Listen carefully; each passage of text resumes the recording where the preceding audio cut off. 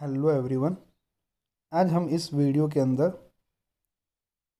Discrete mathematics जो subject है उसमें हम अभी देख रहे हैं टॉपिक फंक्शन। और फंक्शन क्या है, फंक्शन होने के लिए कौन कौन सी कंडीशन जो है नेसेसरी है, और उसके रिलेटेड जो बेसिक टर्म है लाइक डोमेन, कोडोमेन, रेंज, उसके बारे में हमने ऑलरेडी डिस्कस किया है। तो आप जानना चाहते हो डिटेल में तो वो आप पीछे के जो वीडियो है वो आप देख सकते हो। और उसके बाद हमने देखा था टाइप्स ऑफ फंक्शन, मतलब कौन कौन से टाइप के थे। Injective, surjective, bijective, that means one one, onto, one one onto and into, वो सारे फंक्शन के बारे में हमने देखा है। अब क्या करेंगे, इस वीडियो से हम उसके बेस पे एग्जाम्पल देखेंगे कि ताकि आपको ज़्यादा समझ में आए। ओके, तो सी यहाँ पे पहले एग्जाम्पल स्टार्ट करने से पहले मैं आपको क्या बताता हूँ, ये फंक्शन के बारे में बेसिक बताता हूँ। देखो यहाँ पे हमने फंक्शन को डिफाइन किया था, function F from A to B. Okay, तो यहाँ पे ये फंक्शन जो है उसके लिए दो कंडीशन चाहिए फंक्शन होने के लिए। वो कौन सी है? पहली देखो, ये A equal to domain of F, मतलब कोई भी फंक्शन है उसका आप डोमेन फाइंड करो। वो क्या होना चाहिए? हमारा ए होना चाहिए। जो भी सेट ए है वो दोनों इक्वल होने चाहिए। ये हमारी पहली कंडीशन। सेकंड कंडीशन कौन सी है कि if x1 y1 pair belongs to f and x2 y2 pair belongs to f, then y1 equal to y2।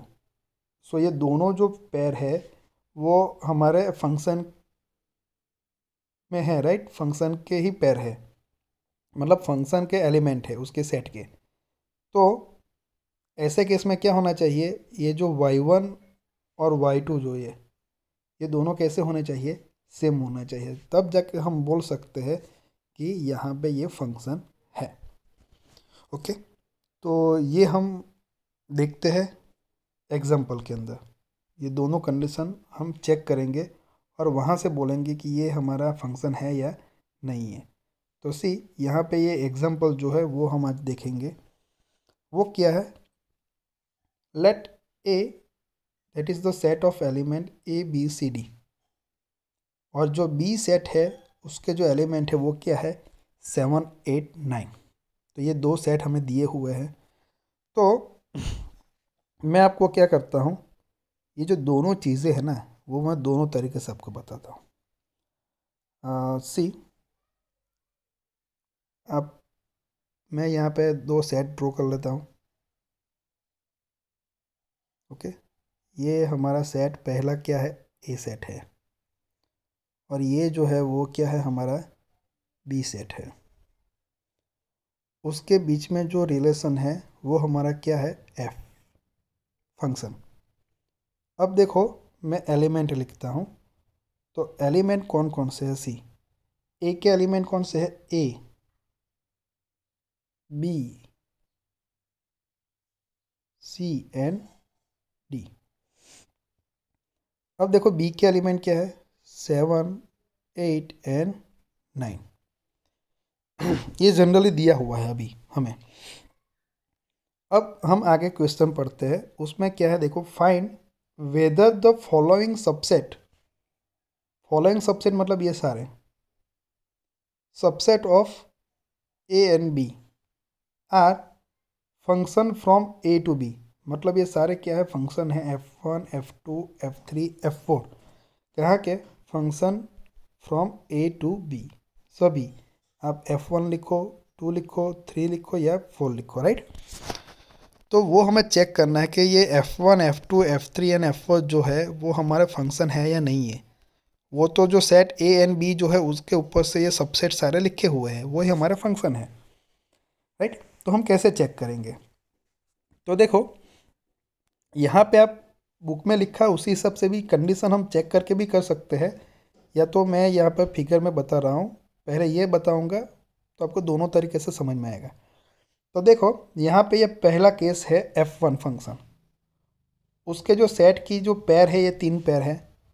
तो उसमें से पहला क्या है? ए जो है वो 7 के साथ रिलेट है, तो ए जो है वो 7 के साथ रिलेट है, बी जो है वो 8 के साथ है, so B that is associated with A 8, C जो है वो भी 8 के साथ है।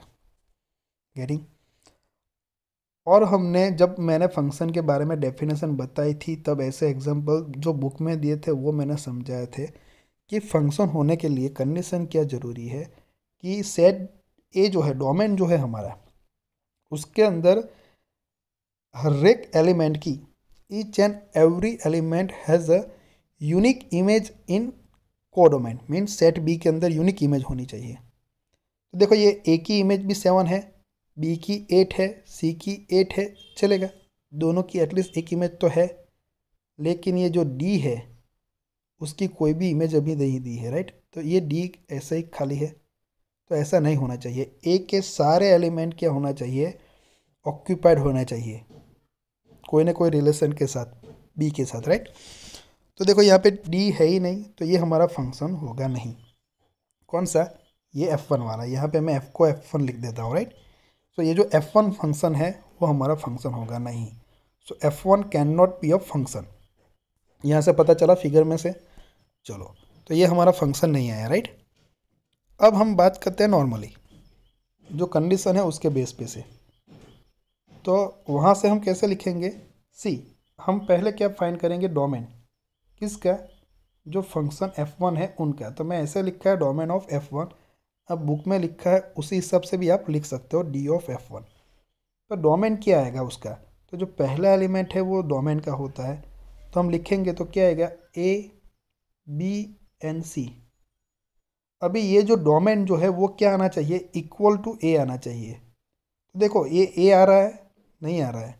सी, यहाँ पे एक का जो सेट है उसमें एलिमेंट क्या है? ए बी सी डी है, और यहाँ पे हमारे कितना है? Only A B and C, तो नॉट इक्वल टू ए।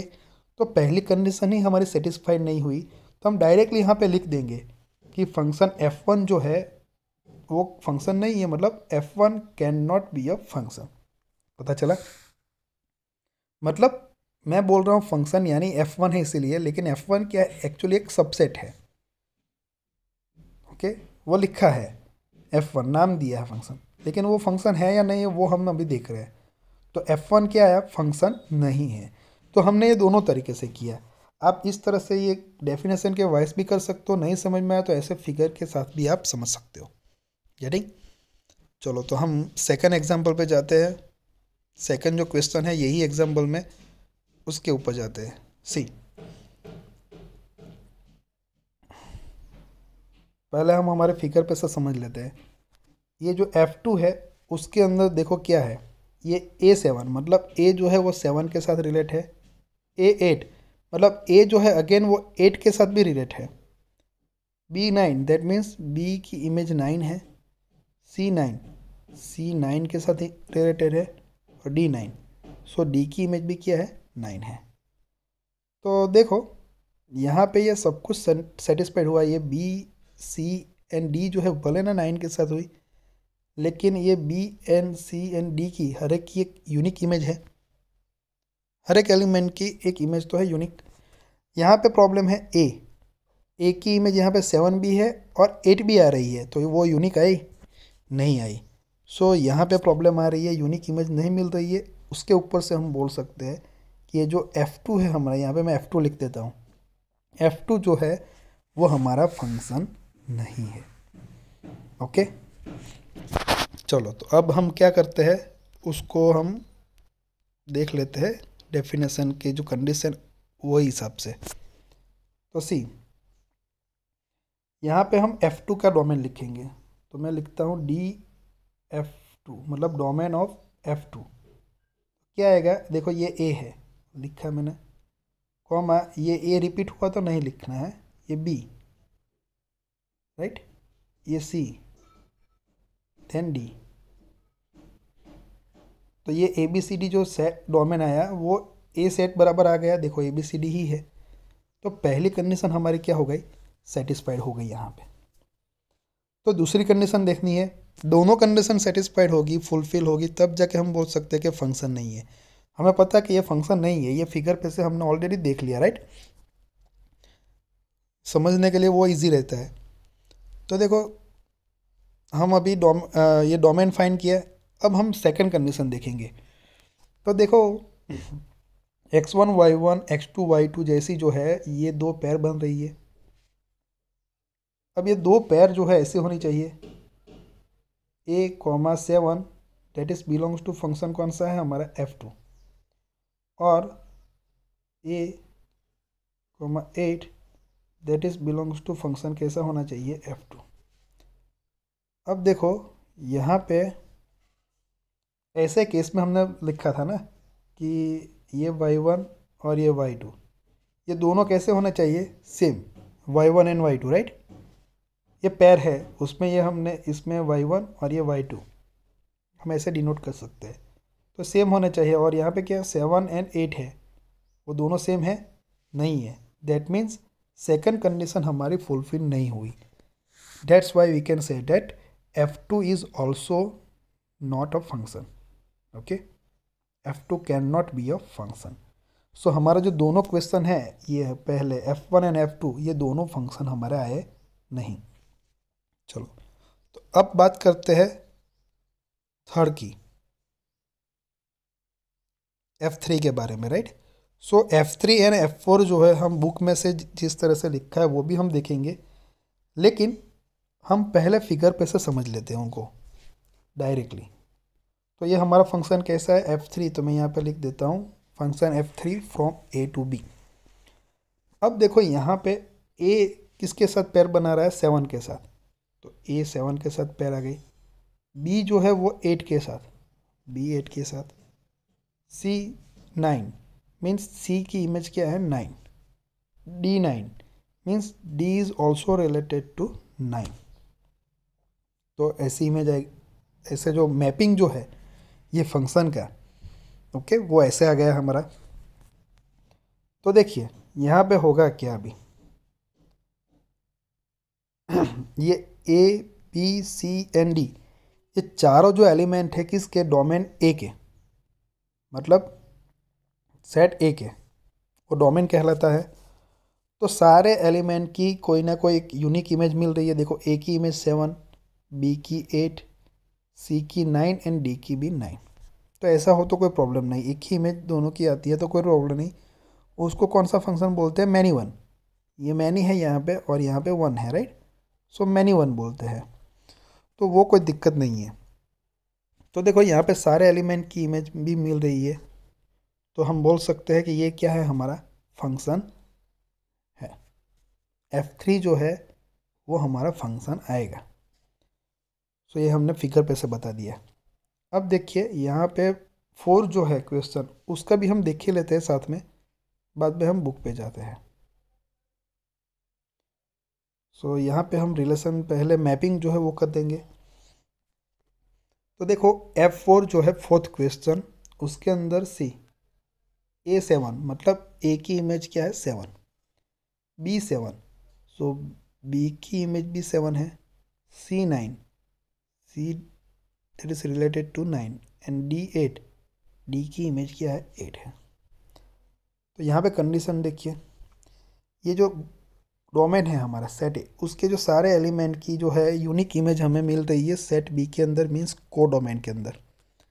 ए की 7 है, बी की 7, सी की 9, डी की 8। ओके, तो कैसे हम बोल सकते हैं ये भी क्या है हमारा एक फंक्शन है। ओके, सो ये जो f4 है वो भी हमारा क्या आ जाएगा फंक्शन आएगा। ये हमने फिगर पे से देख लिया है। सो ये जो 4 क्वेश्चन दिए हैं उसमें से आप देखिए f1 एंड f2 जो है वो फंक्शन नहीं है, और f3 एंड f4 जो है वो हमारे फंक्शन आए। अब हम क्या करेंगे, ये सेम चीज़ हमने ये थर्ड एंड फोर्थ मतलब f3 एंड f4 जो है वो हमने ये फिगर पे से देख लिया है होगा या नहीं, लेकिन हम अपनी जो डेफिनेशन की जो कंडीशन है वो चेक करके भी अभी हम देखते हैं राइट। तो देखो यहाँ पे ये जो थर्ड क्वेश्चन है वो मैं आपको पहले बताता हूँ। तो ये थर्ड क्वेश्चन है उसका हम डोमेन फाइंड करेंगे f3 का।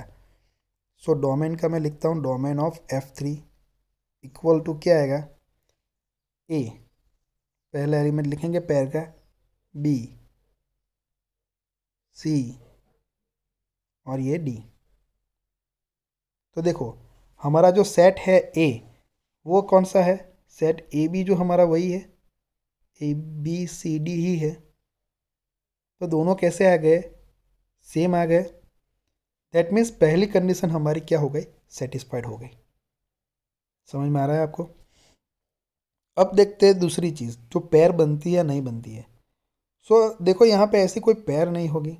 सी, there is no such order pair